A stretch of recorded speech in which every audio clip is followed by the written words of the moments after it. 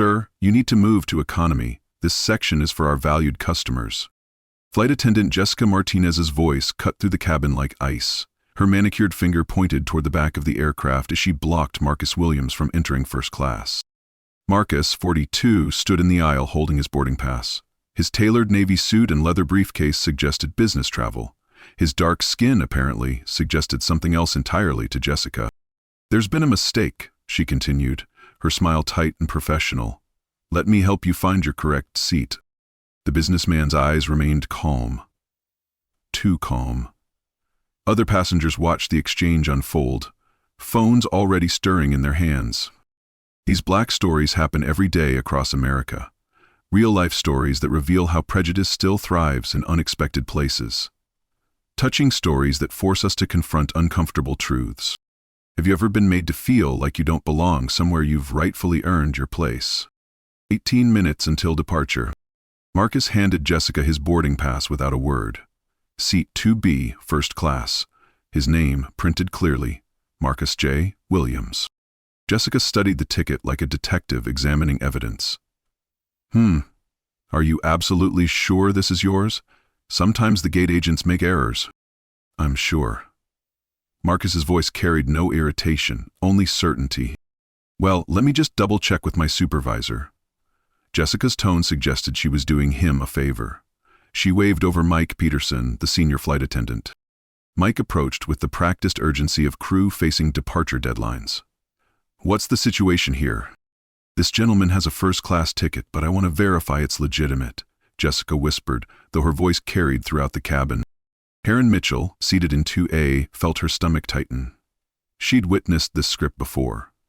Her phone emerged from her purse almost involuntarily.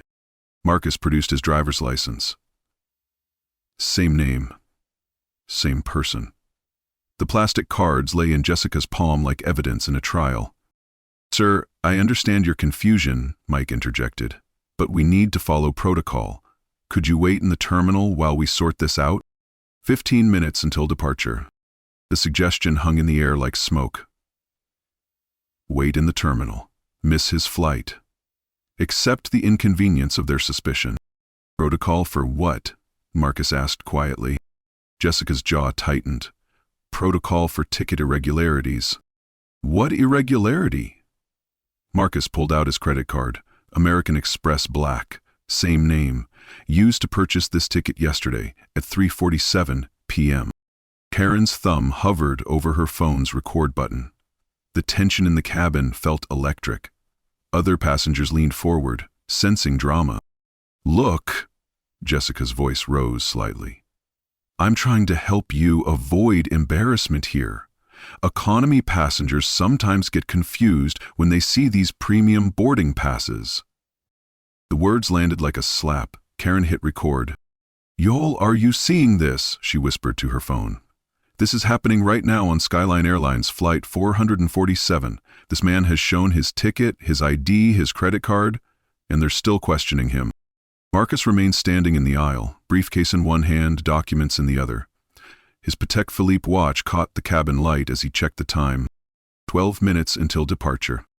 "Sir, we really need to move this along," Mike said. His tone suggested Marcus was the source of delay, not their interrogation. Through the small aircraft window, ground crew loaded the final bags. The gate agent appeared at the aircraft door, clipboard in hand. "Final boarding call for Flight 447, came the captain's voice over the intercom. Jessica crossed her arms. "I'm going to need to call the gate manager." Karen's live stream showed 47 viewers and climbing. Comments began flooding in. "This is disgusting. What airline is this? Sue them. I'm never flying Skyline again." Marcus noticed the phone activity but said nothing. His briefcase bore a subtle monogram, WA Holdings. The letters were small, embossed in gold, barely visible unless you looked closely. "Brad's coming up," Jessica announced, as if summoning backup for a dangerous situation. Brad Chen, the gate manager, boarded the aircraft with the harried expression of someone solving problems. "What's the holdup? We're already 3 minutes behind schedule." "We have a seating irregularity," Jessica explained. "This passenger claims to have a first-class ticket, but I have concerns about its validity." Claims. The word choice wasn't accidental. Brad looked at Marcus with the practiced assessment of airport authority. "Sir, do you have any other identification?" Marcus reached into his jacket and produced a business card. Williams & Associates, managing partner. The address showed downtown Chicago. "I'm flying to Chicago for business," Marcus said calmly. "I purchased this ticket through your website. I have provided 3 forms of identification. What additional verification do you require?" 8 minutes until departure. Brad examined the documents like a customs agent. Other first-class passengers began voicing support. "You've shown everything you asked for. This is ridiculous. Let the man sit down." But Jessica remained unmoved. "Company policy requires us to investigate any suspicious ticketing situations." "What's suspicious about a business traveler with proper documentation?" asked Mrs. Chen from seat 3A.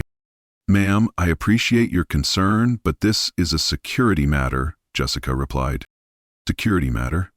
The phrase transformed Marcus from passenger to potential threat. Karen's viewer count hit 156. The comments grew more heated. "This is straight-up discrimination. Where's the manager? Call the news." Marcus's phone buzzed. A calendar reminder. Board meeting. Skyline Airlines acquisition review. 6:30 p.m. He glanced at the notification, then at Jessica. Something shifted in his expression. Not anger. Recognition. 5 minutes until departure. "I need to call security," Jessica announced. The words fell like a judge's gavel. Security.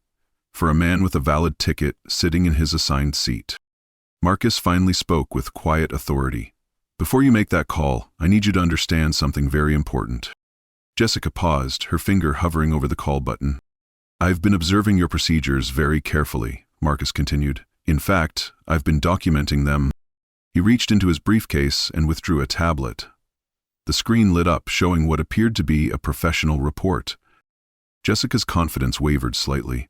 "Sir, I don't know what you think you're documenting, but—" "I'm documenting exactly this," Marcus interrupted gently. "How Skyline Airlines treats passengers who look like me. 3 minutes until departure." The cabin fell silent except for the hum of aircraft systems. Karen's live stream now showed 847 viewers. Everyone sensed a shift in the dynamic. Marcus's fingers moved across his tablet screen. "Jessica Martinez, employee ID 4847, is that correct?" Jessica's face went pale. "How do you know my employee ID?" Marcus smiled for the first time since boarding. It wasn't a pleasant smile. The aircraft door remained open. Ground crew waited.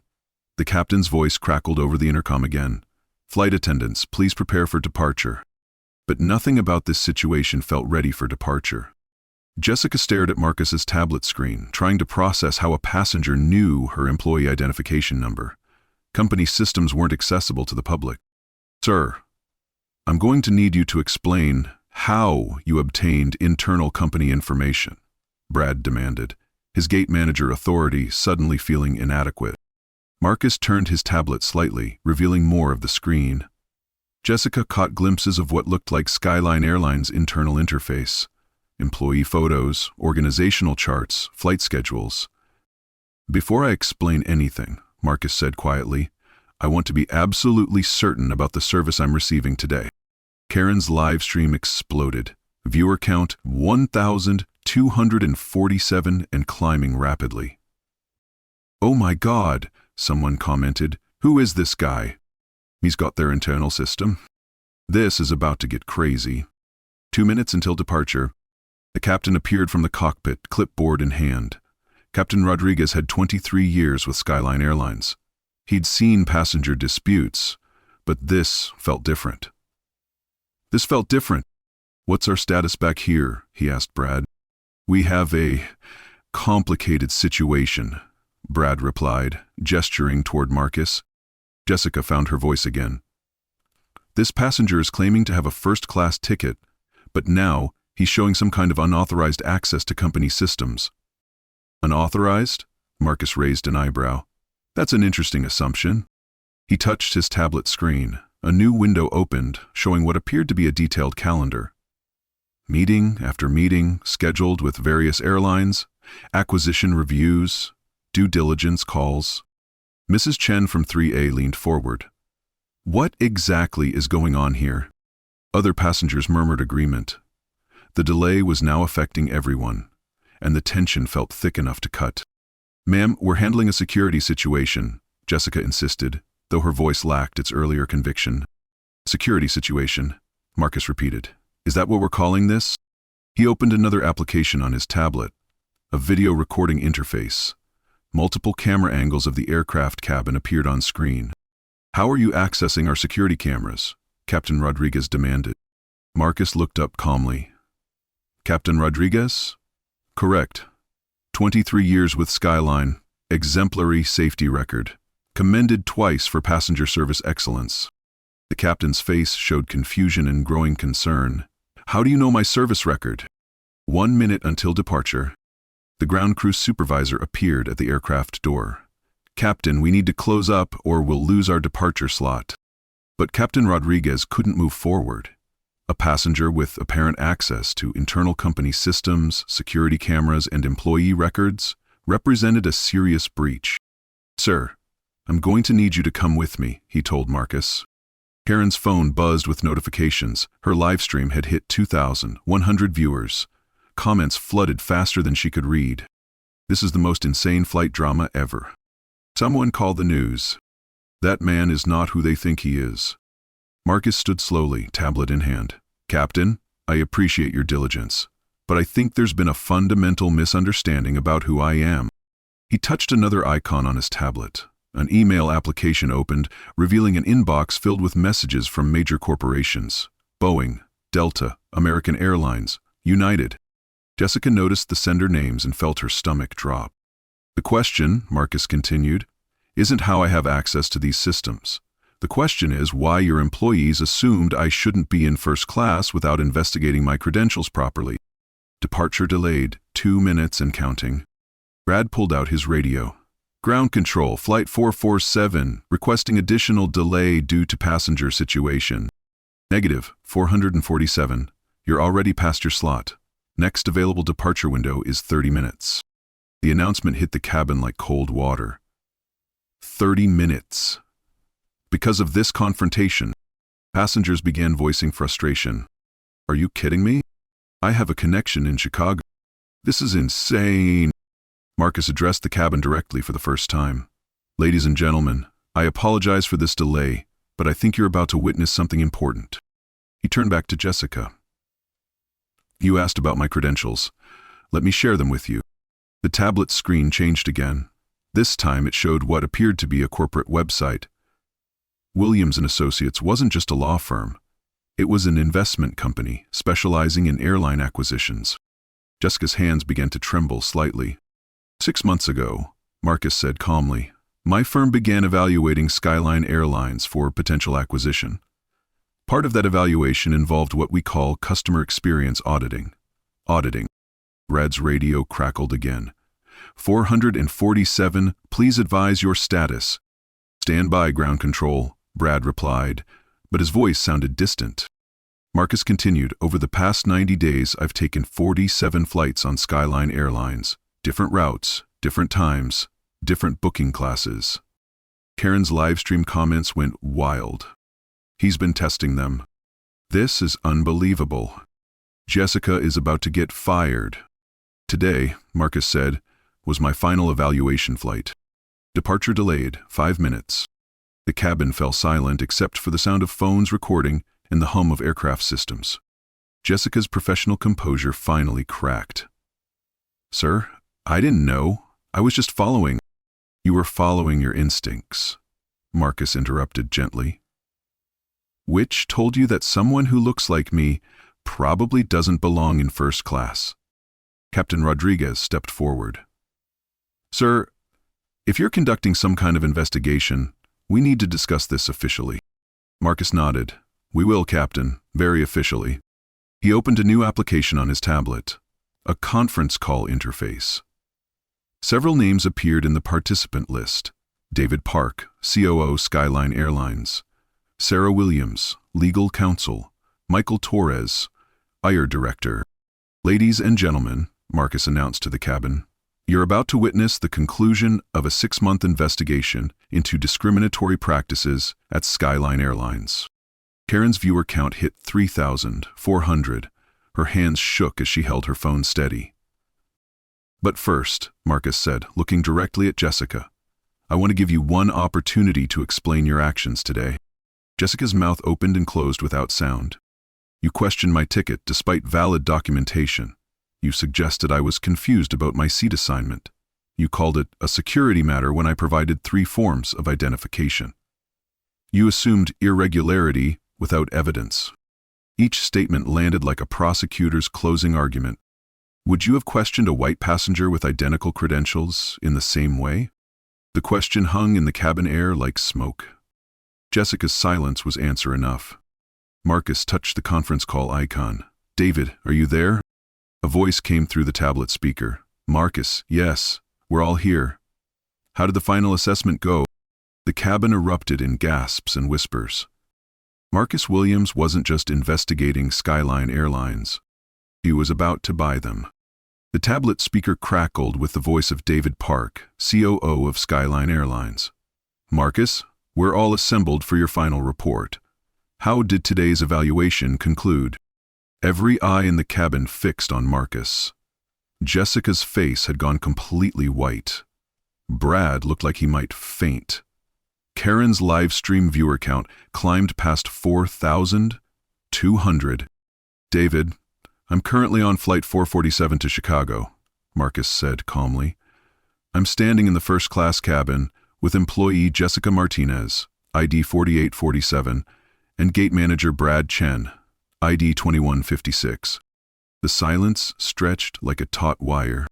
"Both employees are present?" David's voice carried a note of concern.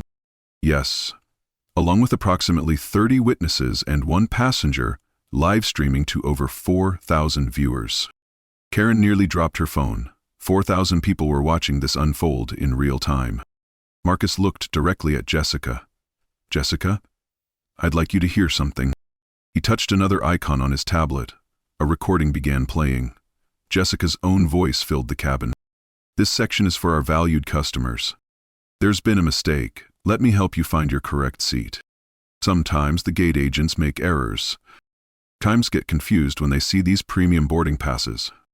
Each phrase played back with crystal clarity. Jessica had been recorded the entire time. "That recording," Marcus explained to the cabin, "represents approximately 6 minutes of interaction. But this investigation has been ongoing for considerably longer." He opened a folder on his tablet labeled Skyline Assessment Final Phase. Dozens of files appeared on screen. "Sarah, are you reviewing the data in real time?" Marcus asked the tablet. "Yes, Marcus," came a woman's voice. "We're seeing everything through the aircraft's integrated recording system." Captain Rodriguez's eyes widened. "Oh, recording system?" "Captain, your aircraft is equipped with passenger interaction monitoring for safety purposes," Sarah explained. "Mr. Williams has been authorized to access those recordings as part of our corporate restructuring process." The pieces began falling into place for Jessica. This wasn't a random passenger complaint. This was a systematic investigation. "Over the past 6 months," Marcus continued, "I've documented 23 separate incidents of differential treatment based on passenger appearance across Skyline's route network." He showed the tablet screen to Jessica, a spreadsheet filled with dates, flight numbers, crew names, and detailed incident descriptions. Flight 3892 to Denver, questioned about seat assignment despite valid boarding pass. Flight 518 to Miami, asked to provide additional identification not required of other passengers. Flight 661 to Seattle, subjected to bag search, not applied to adjacent passengers. Each line item represented another interaction, another assumption, another microaggression, documented with scientific precision. Karen's comments section exploded. "This man is a genius. He's been collecting evidence for months. Jessica is so fired. This is the greatest takedown ever." Marcus turned to address the cabin. "Ladies and gentlemen, what you witnessed today isn't unusual. It's systematic. And as of 47 minutes ago, it became my responsibility to fix." "Michael Torres here." Another voice joined the call. "Marcus, do you want to explain the timeline to the crew?" "Certainly.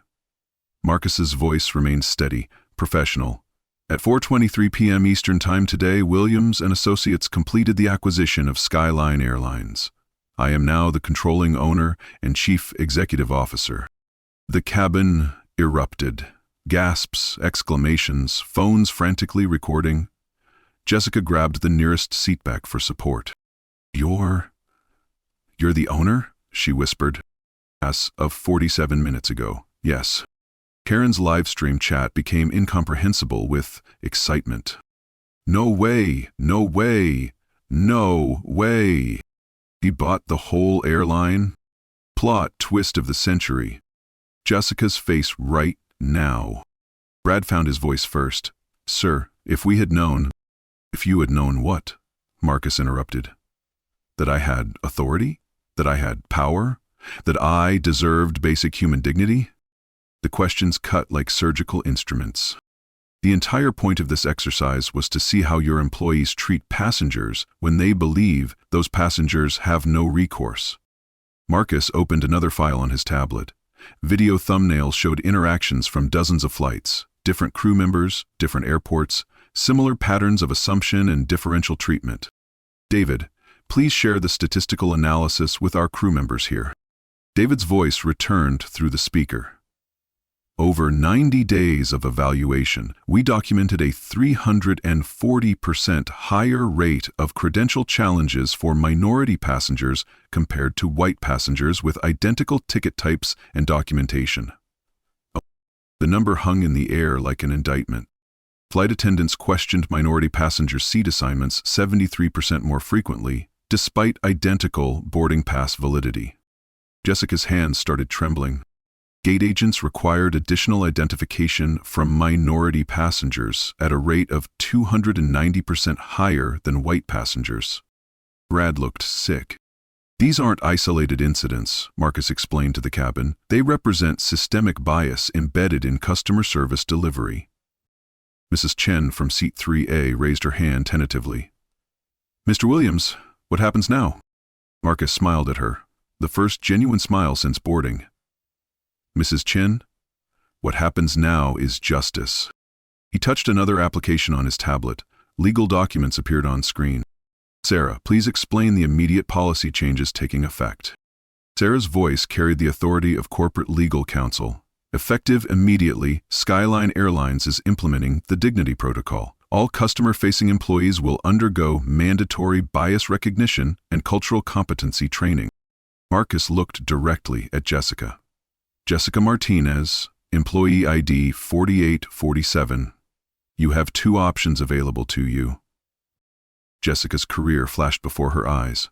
15 years with Skyline, mortgage payments, her daughter's college tuition. Option 1, resignation with full severance package and positive employment references, contingent on completion of a comprehensive bias awareness program, a lifeline, unexpected mercy from someone she'd humiliated. Option 2, termination for cause, which becomes part of your permanent employment record and affects future job prospects in the airline industry. The choice was clear, but the humiliation was complete. Brad Chen, as the supervising manager who failed to investigate this situation properly, you face similar options. Brad's radio slipped from his trembling fingers. Karen's live stream had reached 6,800 viewers. The comment section moved too fast to read, but the sentiment was clear. Justice was being served in real time. I need decisions from both of you before we reach Chicago, Marcus said calmly. That gives you approximately 90 minutes to consider your futures. He turned to Captain Rodriguez. Captain, I'd like to continue to Chicago now. We've delayed these passengers long enough. Captain Rodriguez nodded numbly. Yes, sir. Absolutely, sir. And Captain? Please announce to passengers that this delay was necessary to address a customer service failure and that Skyline Airlines apologizes for any inconvenience. The captain hurried toward the cockpit. Marcus finally moved toward his seat 2B, first class, and sat down for the first time since boarding. Jessica remained standing in the aisle, career in ruins, staring at the man she'd tried to humiliate. Sir, she whispered, I didn't know. Marcus opened his tablet to a fresh document and began typing. Jessica, the problem isn't that you didn't know who I was. The problem is that you didn't treat me like I was somebody anyway." His fingers moved across the screen as he continued. "Every passenger deserves dignity. Every human being deserves respect. Title and authority shouldn't be prerequisites for basic courtesy." Karen lowered her phone finally. The live stream had served its purpose. Over 7,000 people had witnessed accountability in action. The aircraft door finally closed. Captain Rodriguez's voice came over the intercom. "Ladies and gentlemen, this is your captain speaking. We apologize for our departure delay, which was necessary to address a customer service matter. We're now ready for pushback and should arrive in Chicago on schedule." As the plane began moving, Marcus looked out the window at the airport ground crew. Soon, all of them would be his employees. The weight of that responsibility felt heavier than the satisfaction of justice. "Sarah," he said into the tablet, "please, schedule all hands meetings at every hub location. We have work to do." "Already on the calendar, Marcus. Full implementation of the Dignity Protocol begins Monday." Marcus closed the tablet and leaned back in his seat. The seat he'd rightfully purchased. The seat he'd been questioned about occupying. The seat from which he'd just transformed an entire airline. Jessica walked slowly toward the back of the aircraft, her career as a Skyline Airlines flight attendant effectively over. The plane lifted off, carrying 30 passengers who'd witnessed corporate justice delivered at 30,000 feet. But Marcus Williams wasn't done yet. 30 minutes into the flight, Marcus opened his tablet and initiated a company-wide video conference.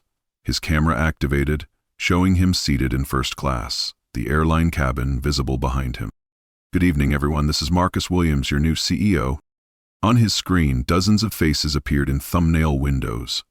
Hub managers from Atlanta, Denver, Los Angeles, and 12 other major airports. Regional directors, training supervisors, the entire leadership structure of Skyline Airlines.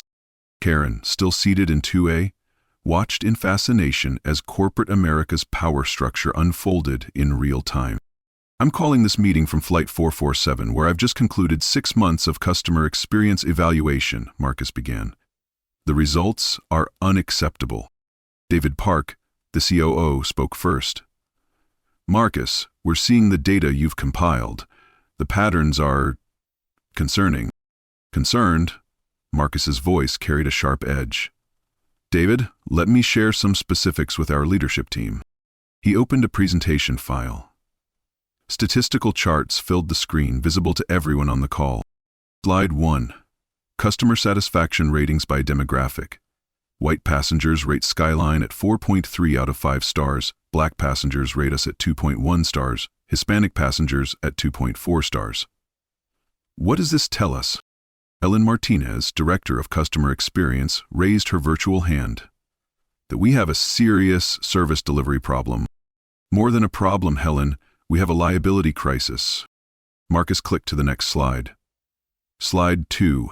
Legal exposure analysis. Based on documented incidents over the past 6 months, Skyline faces potential discrimination lawsuits totaling $847 million, 0 cents. The number appeared in bold red text. Several participants audibly gasped. "Sarah, please explain our legal vulnerability." Sarah Williams, corporate counsel, addressed the group. Under federal civil rights law, specifically Section 1981 of the Civil Rights Act, passengers have the right to equal treatment in commercial transactions. Every documented incident of differential service creates liability. Marcus opened a new window on his tablet. "Let me show you today's incident in context." The recording of Jessica's interaction began playing for the entire leadership team. Her voice filled the virtual conference room. "This section is for our valued customers. Economy passengers sometimes get confused when they see these premium boarding passes." The executives watched in uncomfortable silence. "This interaction," Marcus explained, "occurred despite my providing valid identification, boarding pass, and credit card. Jessica Martinez questioned my credentials for 6 minutes, while identical white passengers boarded without challenge." Tom Richardson, VP of Operations, spoke up. "Marcus, how widespread is this behavior?" Marcus clicked through a series of video clips. Different flights, different crew members, similar patterns of assumptions and challenges. Flight 293 to Boston, asked to provide passport for domestic travel after showing driver's license. Flight 445 to Phoenix, questioned about ability to pay for premium seat upgrade. Flight 6072 to Tampa, asked to step aside for random additional screening. Each clip played for 30 seconds. The pattern became undeniable. Tom, this behavior exists across our entire network. It's not isolated incidents, it's cultural practice. Marcus opened a financial spreadsheet. Now, let me show you the business impact. Revenue charts appeared on screen. Passenger retention rates. Market share analysis. In markets where we compete directly with Delta and American, we capture only 12% of minority business travelers despite having competitive pricing in routes. The numbers told a stark story. Our minority passenger retention rate is 23%, compared to 67% for white passengers. We're losing $340 million, 0 cents annually in repeat business due to service disparities. Jennifer Walsh, marketing director, looked sick. Marcus, our diversity marketing campaigns cost $45 million, 0 cents last year. If we're simultaneously driving away minority customers through poor service. Exactly, Jennifer. We're spending millions telling minority travelers they're welcome, while our employees treat them like they're suspicious. Marcus clicked to a new slide showing competitor analysis. Delta's minority passenger satisfaction, 4.1 stars. Americans, 3.9 stars. United's, 3.8 stars. Ours, 2.1 stars. We're dead last in an industry that's already struggling with inclusion. He leaned forward, looking directly into the camera. Ladies and gentlemen, this isn't just about doing the right thing. This is about business survival. Michael Torres, HR director, asked the question everyone was thinking. What's our implementation timeline for corrective action? Marcus opened a detailed project plan. Effective immediately, we're launching Operation Dignity. Phase 1 begins Monday morning. The plan appeared on screen with military precision. Week 1. All customer-facing employees attend mandatory bias recognition training, non-negotiable attendance. Week 2. Implementation of passenger interaction recording systems at all hubs for quality monitoring. Week 3. Launch of anonymous reporting app for discrimination incidents, accessible to passengers and employees. Week 4. Introduction of dignity metrics in all employee performance reviews. Sarah added legal context. Employees who fail to complete training face suspension. Employees with documented bias incidents face termination or mandatory remediation. Marcus continued. We're also implementing financial accountability. Hub managers will lose quarterly bonuses if passenger satisfaction scores show demographic disparities. The leadership team absorbed the implications, personal income tied to equality metrics. David, what's our budget allocation for this initiative? David pulled up budget spreadsheets. We're authorizing $2,300,000, 0 cents for comprehensive training programs, another $800,000, 0 cents for technology infrastructure, $1,100,000, 0 cents for external diversity consultants. That's $4,200,000, 0 cents, observed CFO Robert Kim. Significant investment. Marcus's voice hardened. Robert, our legal liability exposure is $847 million, 0 cents. Our lost revenue from poor minority customer retention is $340 million, 0 cents annually. We're investing $4,200,000, 0 cents, to protect over $1 billion in business risk. The math was irrefutable. Additionally, Marcus continued, we're establishing partnership agreements with the NAACP, the National Hispanic Association, and the Asian American Business Coalition for ongoing consultation and oversight. Helen Martinez raised another concern. What about employee pushback? Some staff might resist these changes. Helen, employees who can't treat all passengers with dignity shouldn't work in customer service. This is career-defining training. Pass it and grow with us. Fail it and find employment elsewhere. Matilda will earn a reputation elsewhere. Marcus opened one final document. I want to be absolutely clear about expectations. A performance contract appeared on screen. Every hub manager, every supervisor, every team lead is signing a personal accountability agreement. You're responsible for the customer experience metrics in your area. Discrimination incidents drop to 0 tolerance. Customer satisfaction disparities between demographic groups are eliminated within 90 days. Miss these targets and your employment status becomes subject to review. The ultimatum was clear and comprehensive. Tom Richardson asked, "Marcus, what happens to the employees involved in today's incident?" Jessica Martinez has chosen resignation with severance rather than termination for cause. She'll complete bias training and career counseling as part of her separation agreement. Brad Chen, the gate manager, has accepted demotion to customer service representative with mandatory supervision and remedial training. Marcus looked around at all the faces on his screen. Hub managers, directors, supervisors who would implement these changes across the Skyline network. Ladies and gentlemen, we have an opportunity to transform this company, to become the airline industry leader in inclusive customer service. We can be the carrier that minority business travelers choose first, not avoid. We can turn our worst liability into our greatest competitive advantage.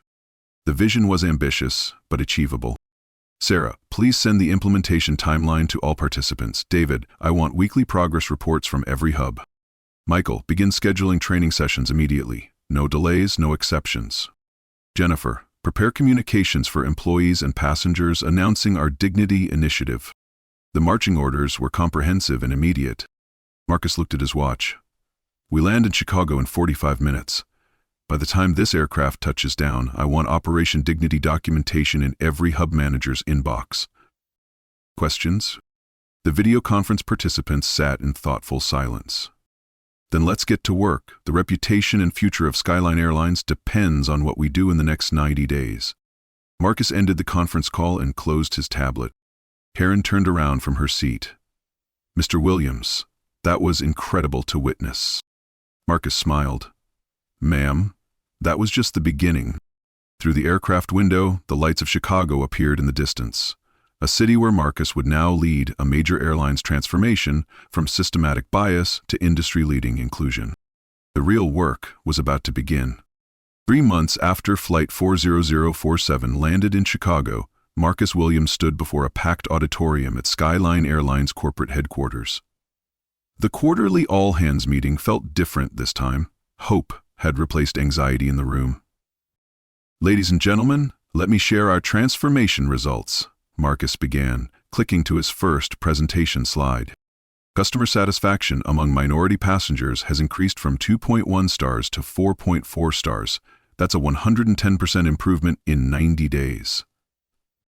Applause filled the auditorium. Real accomplishment deserved recognition. Discrimination complaints have decreased by 89%. We went from averaging 47 incidents per month to 5 incidents per month across our entire network. The numbers represented real people having better experiences. Employee satisfaction scores have improved by 34%. Our team members report feeling more confident and capable in their customer service roles. Marcus clicked to the next slide, showing financial impact. Revenue from minority business travelers has increased $127 million 0 cents year over year. We're capturing market share from competitors who haven't addressed these systemic issues. CFO Robert Kim added context. Our investment of $4,200,000 0 cents in dignity training has generated $127 million 0 cents in new revenue. That's a 3,000% return on investment. The business case for inclusion was undeniable. Marcus opened a video testimonial from Patricia Williams, a frequent business traveler from Atlanta. I avoided Skyline for years because of how I was treated. Since their transformation, I've become a loyal customer. The difference is night and day. Similar testimonials played from customers across demographic groups. Real people sharing real experiences of improved service. Our dignity protocol has become the industry standard, Marcus continued. Delta, American, and United have all reached out requesting consultation on implementing similar programs. Jennifer Walsh, marketing director, presented brand impact data. social media sentiment about Skyline has shifted from 23% positive to 78% positive. We're trending as the airline that got it right. The transformation had captured public attention in powerful ways. Marcus clicked to operational improvements. We've implemented several technological solutions to support sustainable change. First, all customer interactions at gates and aboard aircraft are now recorded for quality assurance. Employees know their service delivery is monitored and evaluated. Second, our passenger feedback app allows real-time reporting of service concerns. Issues are addressed immediately, not weeks later, through traditional complaint processes. Third, manager dashboards show demographic satisfaction metrics updated daily. Hub supervisors can identify and correct service disparities before they become patterns. Technology was supporting cultural change with measurable accountability. Michael Torres, HR Director, presented staffing updates. We've promoted 67 employees who demonstrated exceptional commitment to inclusive service during our transformation period. We've terminated 12 employees who failed to complete bias training or showed continued discriminatory behavior. Most importantly, we've hired 340 new team members specifically recruited for cultural competency and customer service excellence. The personnel changes reflected serious commitment to sustainable transformation. Marcus showed a final slide displaying external recognition. The NAACP has awarded Skyline Airlines their Corporate Excellence in Civil Rights Award. The National Hispanic Business Association named us Airline Partner of the Year. Harvard Business School is developing a case study on our transformation for their MBA program. The recognition validated their comprehensive approach to organizational change. But the real measure of our success, Marcus said, advancing to a photo of Flight 447's cabin, is that no passenger will ever again experience what I experienced 6 months ago. The audience recognized the aircraft, where everything began. Jessica Martinez completed our bias training program and now works in hospitality management. She requested permission to address you today. Jessica walked onto the stage, visibly nervous but determined. 6 months ago, I made assumptions about a passenger based on his appearance. I was wrong, and my actions were inexcusable. Her voice carried genuine remorse. Mr. Williams could have destroyed my career. Instead, he gave me an opportunity to grow and learn. The training program changed how I see people and how I deliver service. I'm grateful for the second chance, and I'm committed to ensuring other employees learn from my mistakes without having to make them first. The audience applauded her courage in acknowledging past failures. Marcus returned to the podium. Ladies and gentlemen, transformation requires accountability, education, and commitment from everyone. We've proven that systemic bias can be identified, addressed, and eliminated through comprehensive action. Skyline Airlines is now the industry leader in inclusive customer service, and we're just getting started. The quarterly meeting concluded with standing ovation. A company had confronted its worst tendencies and emerged stronger. Later that day, Marcus received a call from Delta's CEO requesting consultation on implementing similar programs. The Skyline transformation was becoming a blueprint for industry-wide change. 1 year after Flight 447, Marcus Williams sat in his corner office overlooking Chicago's skyline. His assistant knocked and entered with the morning briefing. "Sir, the Harvard Business Review wants to interview you about the Skyline transformation. They're calling it the Williams Standard for Corporate Bias Elimination." Marcus smiled, remembering a time when his biggest concern was simply getting to his assigned seat. "Also," she continued, "you have 3 speaking requests. The National Association of Corporate Directors wants you for their Inclusion Summit.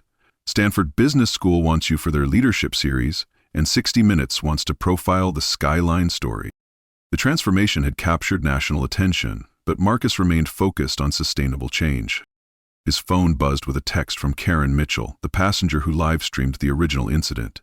"Just flew Skyline again. Night and day difference. Thank you for not letting them get away with it." Her original video had reached 2.3 million views and become a case study in viral accountability. Marcus opened his laptop to review the latest metrics. Skyline's customer satisfaction now led the industry across all demographic categories. Revenue had increased 23% year-over-year. Employee retention improved by 31%. More importantly, discrimination complaints had dropped to near zero. The door opened again. David Park, his COO, entered with quarterly reports. "Marcus, I wanted you to see this before the board meeting." David handed him a letter from the Department of Transportation, recognizing Skyline Airlines as the national model for inclusive customer service. "They want to require all airlines to implement programs based on our dignity protocol." Marcus set the letter aside. Recognition was gratifying, but the real victory was in individual passenger experiences. "David, show me the passenger stories from this quarter." They reviewed testimonials from business travelers, families, elderly passengers, and international visitors. People from every background reporting positive experiences and recommending Skyline to others. These Black stories had become success stories, real-life stories demonstrating that corporate accountability could transform organizational culture. Touching stories proving that dignity and respect were achievable through systematic change. "Sir," David said, "other industries are reaching out. Hotels, restaurants, retail chains. Everyone wants to understand how we eliminated bias so quickly and comprehensively." Marcus looked out at the Chicago skyline. "The formula isn't complicated, David. Document the problems, implement solutions, hold people accountable, and measure results. Simple in concept, difficult in execution, but absolutely necessary for business success and human dignity." Marcus closed his laptop and prepared for the board meeting where he'd present expansion plans for Skyline's international routes. What's your story of overcoming bias or discrimination? Share your experience in the comments below. Have you witnessed discrimination in customer service? Tell us about it. If this story resonated with you, share it with others who need to see that accountability is possible. Subscribe for more real-life stories of people who turn prejudice into positive change. Hit that notification bell. These touching stories of transformation need to be told. Remember, your dignity isn't negotiable. Sometimes the most powerful response is showing people who you really are.